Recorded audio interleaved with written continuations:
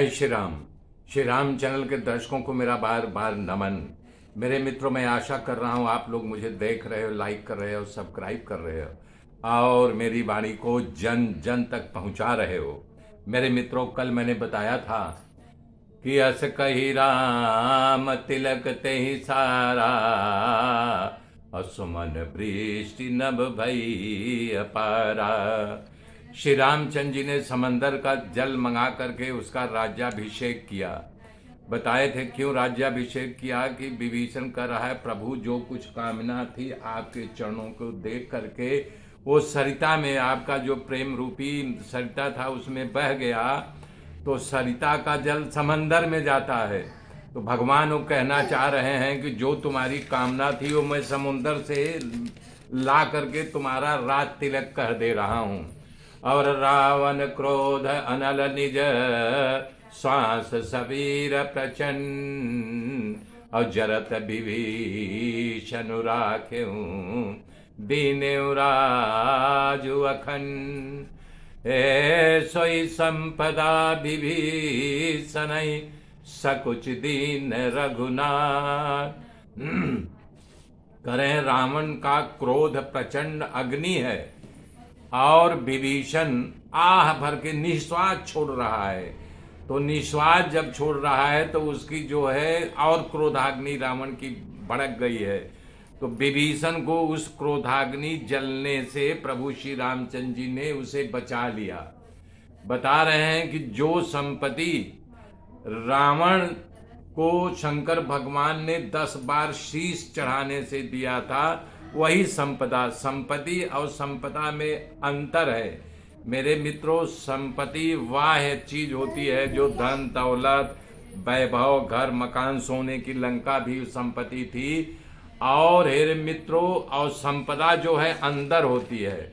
संपदा मतलब जैसे मान लीजिए कि उसके अंदर शांति, उसके अंदर भक्ति, उसके अंदर साम्यता, उसके अंदर छल नहीं, उसके अंदर कपट नहीं, हमेशा जो है भगवान के भजन में लीन हो, वो संपदा होती है। ये अंतर में होती है और बाहर में संपत्ति होती है। संपत्ति और संपदा में अंतर है। बाबा ने इसीलिए लिखा है कि रावण को भगवान ने संपत्ति दी, प्रसन्न होकर के जब 10 बार अपना शीश चढ़ाया था तब, और प्रभु श्री रामचंद्र जी ने संपदा दी।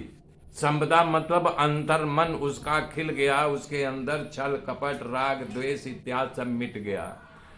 तो कह रहे हैं अस प्रभु छाणी भजई जय आना, और ते नर पशु बिनु पूछ बिसाना।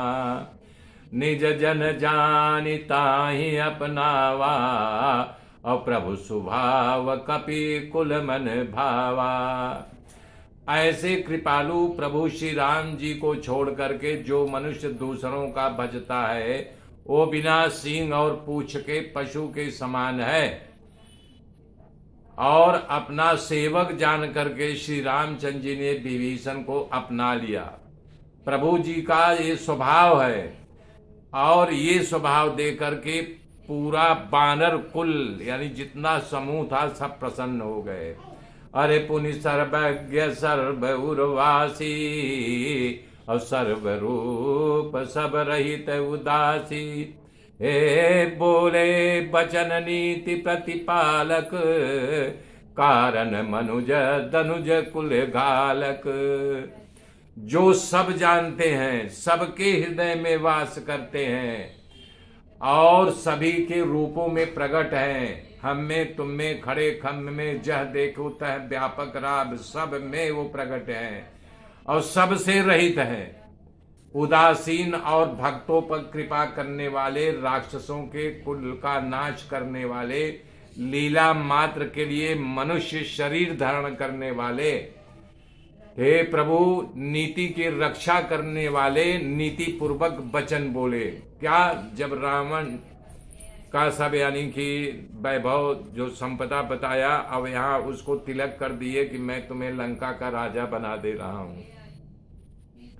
तब कह रहे हैं कि सुन कपीस लंका पति वीरा, कहीं विधि तरीय जलधि गंभीरा। प्रभु श्री राम जी कह रहे हैं कि कपीस यानी सुग्रीव जी को संबोधित कर रहे हैं। ये लंकापति मतलब विभीषण को लंका का राजा बना दिए ना, तिलक कर दिए।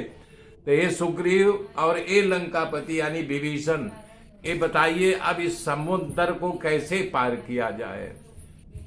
कहीं विधि तरीय जलधि गंभीरा, असंकुल मकर उरग झग जाती, अति अगाध दुस्तर सब भांति। ए बानर राज सुग्रीव और ए लंकेश, ये बताइए कि इस अथाह समुद्र को कैसे पार किया जाए। अनेक प्रकार के मगर, सर्प और मछलियों से ये अथाहिल अगाध समुद्र को पार करना बड़ा कठिन है। अब बताइए कि मैं इसको कैसे पार किया जाए, सोच बुझ बताइए। कह लंकेश सुनहु रघुनायक, ए कोटि सिंधु शोषक तब सायक, जदपि तदपि नीति असि गाई, अभिनय करी सागर सन जाई। विभीषण कह रहा है कि रघुनाथ जी सुनिए, यद्यपि आपका बाण कठोरों समंदर को सुखा जा सकता है, सोख सकता है, परंतु योग्य नीति है कि पहले आप समुद्र से प्रार्थना करें। क्यों करें? तब फिर विभीषण बोल रहा है। रामचंद्र जी ने प्रश्न किया, भाई क्यों करें? तब बोला, प्रभु तुम्हार कुरगुल जलधि, कहीं उपाय विचार, और बिना प्रयास सागर तरी है, सकल भालु कपिधार। कह रहा है विभीषण, हे प्रभु समुद्र आपका पूर्वज है, वो विचार करके आपको उपाय बता देगा। जब उपाय बताएगा तो ये रीछ, बानर, भालू सब जो हैं ये अपने आप बिना परिश्रम के समंदर को पार कर जाएंगे, कोई प्रयास नहीं करना पड़ेगा। तब श्री रामचंद्र जी ने फिर बोला, चूंकि नीतिवान थे वो, तो यानी कि देख रहे हैं कौन क्या मति क्या बुद्धि देता है। तो प्रभु श्री राम जी कह रहे हैं, सखा कही तुम नीकी उपाय, अरे करी व दैव जो होई सहाई। बगल लक्ष्मण जी बैठे हुए हैं।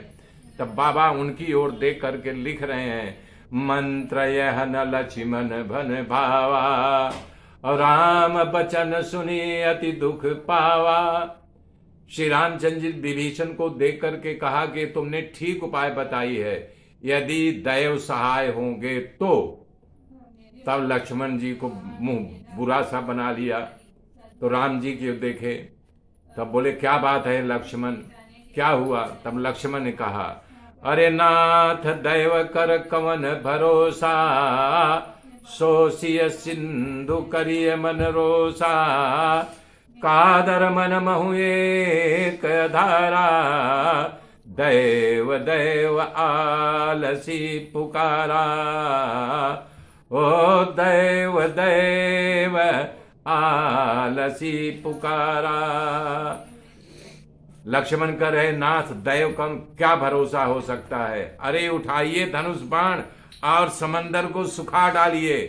कादर मन बहु, जो आलसी होते हैं, जिनकी प्रवृत्ति होती है कुछ न करो यानी कि रंग चोखा हो जाए, उनके लिए दैव का सहारा। दैव जो है हमारी आपकी कल्पना मात्र है, पुरुषार्थ ही दैव होता है।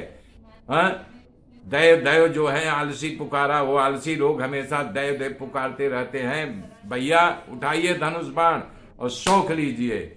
आगे की गाथा मेरे मित्रों कल जोड़ूंगा। जय श्री राम, जय श्री।